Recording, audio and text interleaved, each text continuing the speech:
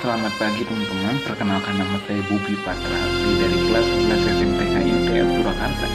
Kali ini aku akan menceritakan sedikit kisah pilu yang sedang hari ini viral atau mungkin teman-teman ketahui tentang kisah di Sudan, perang saudara di Sudan. Mari kita mulai ceritanya. Kita beri saja cerita kali ini, yaitu nyanyian pilu di bawah abu peperangan. Oke, kita masuk ke bagian pertama, badai yang kota. Oke, ini bukan kisah tentang politik tingkat tinggi atau strategi militer. Ini adalah kisah tentang amal seorang ibu muda di Khartoum dan Baumesiu yang kini menggantikan aroma roti yang biasa ia panggang.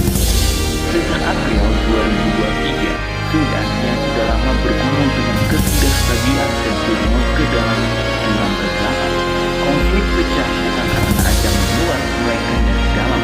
Begitu kekuatan antara Angkatan Bersenjata Sudan atau SAF yang dipimpin oleh Jenderal Abdel Fattah al-Burhan dan kelompok paramiliter kuat Rapid Support Forces, yaitu RSF yang dipimpin oleh Jenderal Muhammad Hamdan Dagalo, atau kita bisa panggil dengan nama Hemedti. Bagi Amal dan jutaan warga sipil lainnya di Sudan, perbedaan antara kedua jenderal itu sudah berarti. Yang mereka tahu, tiba-tiba kota-kota besar seperti Khartoum, Omdurman, dan belakangan serta beberapa kota kecil lainnya, seluruh wilayah Darfur menjadi medan perang. Hal ini kenapa bisa dilakukan? Mari kita bahas di bagian kedua. Peluru menjadi hujan sehari-hari. Di Darfur, mimpi buruk lama muncul kembali. RSF yang akarnya berasal dari milisi Janjaweed yang dituduh melakukan kekejaman genosida di masa lalu, kini mengulangi pola kekerasan yang mengerikan. Di kota-kota seperti Al-Fasher dan Al-Geneina, warga sipil dari komunitas non-Arab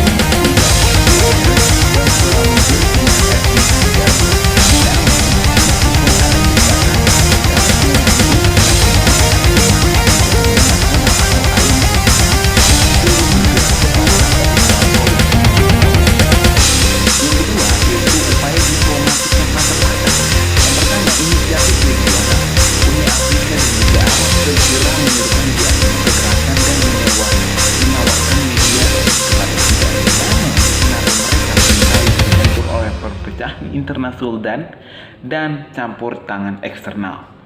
Yang kedua yaitu kecaman dan keterlibatan asing.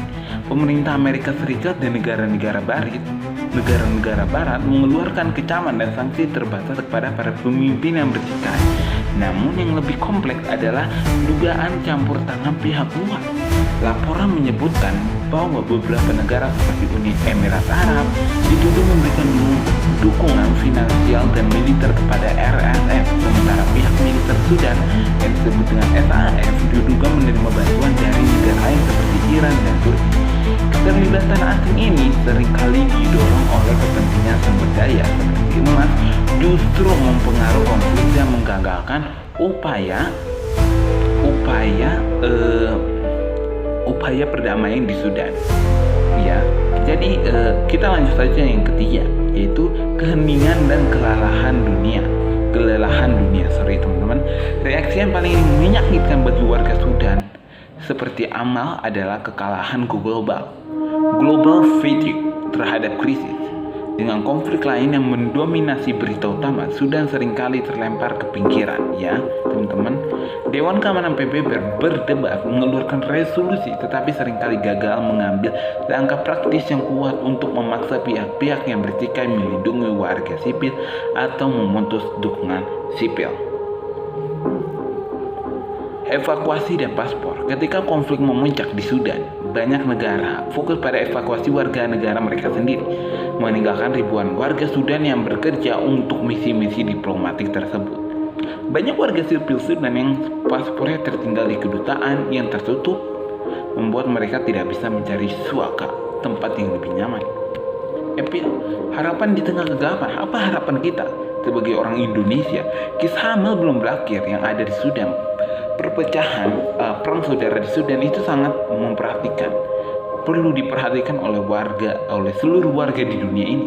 Ia hidup dari hari ke hari berpegangan pada harapan akan perdamaian, tanggapan dunia, suara kecaman, bantuan yang datang tersendat, dan upaya diplomatik yang terlambat oleh kepentingan pribadi telah menunjukkan bahwa meskipun ada kemauan untuk membantu, ia tidak sekuat kekejaman perang dan meminta campur tangan eksternal di Sudan. Sudan adalah pengingat yang pahit. Dalam perang modern, korban sipil adalah target, dan tragedi kemanusiaan dapat dengan mudah terlupakan jika tak ada dorongan yang gigih dari komunitas internasional.